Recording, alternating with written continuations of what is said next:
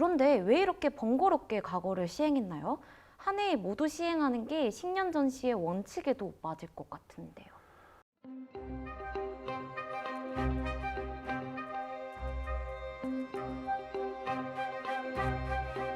지금 지적해 주신 게 맞습니다. 원래 처음에는 자오, 묘, 유년 5월에 초시, 복시, 전시를 모두 실시했는데 이 세 가지 시험을 한꺼번에 보다 보니까 시간이 너무 촉박하기도 하고 5월이라는 시기가 농사를 한참 지어야 되는 시기다 보니까 이러한 농번기에 수험생들이 지방과 서울을 왕래하게 되면서 농사에 지장을 주기 때문에 초시는 상식년 가을거지가 끝난 후에 시행을 하고 그 다음 해인 식년에 복시와 전시를 보도록 한 겁니다. 자, 그러면 계산 한번 해보겠습니다. 태종 2년인 1402년에 처음 무과 정시가 실시되었다라고 전제를 하면 1894년에 과거가 폐지될 때까지 대략 몇 번의 무과 정시가 있었을까요? 492년 동안 3년에 한 번이니까 대충 160번 정도 아닐까요? 정확하게 맞습니다. 문과 전시가 162번이 있었다고 하니까 무과 전시는 아마 160번 전후라고 추정할 수 있을 것 같습니다.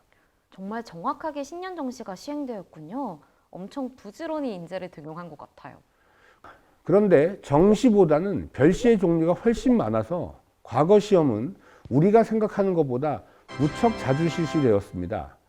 이 때문에 급제자는 넘치게 되었고 관직의 숫자는 정해져 있다 보니까 급제는 했지만 관직에 나가지 못하는 백패만 들고 늙어 죽는다라는 얘기가 나오는 그런 현상들이 생겨나게 되었습니다.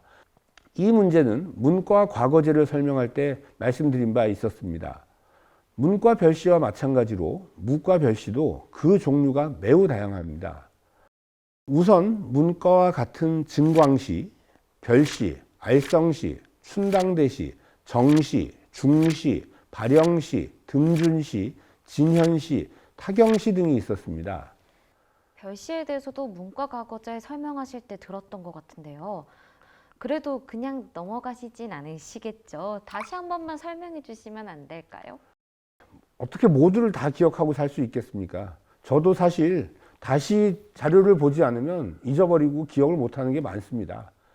먼저 증광시는 새로운 국왕이 즉위했을 때나 등극 30년 기념 같은 큰 경사가 있을 때 실시하였습니다. 증광시의 시험 형식과 절차는 식년시와 동일하게 초시, 복시, 전시가 있어서 다른 별시와 좀 구별이 됩니다. 무과 시취 인원도 식년시와 같이 28명을 뽑았는데 경사가 겹치는 대증광시가 있을 때면 2배로 뽑기도 했습니다. 참고로 최초의 무과 증광시는 세종이 즉위했을 때 실시했습니다. 별시는 국왕 즉위 이외의 국가 경사가 있을 때 실시하였는데 초시와 전시 두 단계의 시험이 있었고 시취 인원은 그때그때 정하는 것이 보통이었습니다. 별시 무과 초시는 처음에는 서울에서만 실시되었지만 나중에는 각 도에서도 실시하였습니다. 외방 별시는 평안도, 함경도, 강화, 제주에서 국왕의 특지에 의해 실시되는 무과 별시로 중신이나 어사를 보내 단 한 번의 시험으로 당락을 결정하였습니다. 중신이 지방으로 파견될 때는 홍패에 이름이 적혀 있지 않은 공명패를 보내서 합격자의 이름을 직접 써놓을 수 있도록 하였습니다. 알성시는 잘 알고 계시죠? 알성시는 알고 있습니다. 국왕이 성균관에서 공작께 제사를 올린 후 실시하는 과거이지요. 네, 맞습니다. 알성시도 무과를 실시했습니다. 사실 초기 태종대에는 문과만 있었습니다. 문묘에 무성묘, 즉 무인 성인이 없었기 때문이었지만 세종대부터는 알성시에서도 무과 시험을 볼 수 있도록 결정하였습니다. 정시는 궁궐 뜰에서 보는 시험인데 이 역시 국가의 경사가 있을 때 실시했다고 합니다. 춘당대시는 창경궁 춘당대에서 과거를 보는 것으로 무과에서는 이를 관무제라고 하였습니다. 한량, 군관, 조관 등이 시취하였는데 초시는 시험장을 두 곳으로 나누어서 각 시험장마다 2품 이상 문관과 무관이 시관이 되었고 금구는 병조판서가 시관이 되어 시취하게 되었습니다.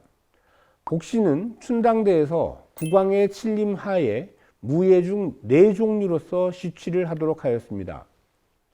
조금 전에 한량이라고 하셨는데 우리가 알고 있는 한량, 벼슬은 없이 놀기만 좋아하는 그런 사람들을 말하는 건가요?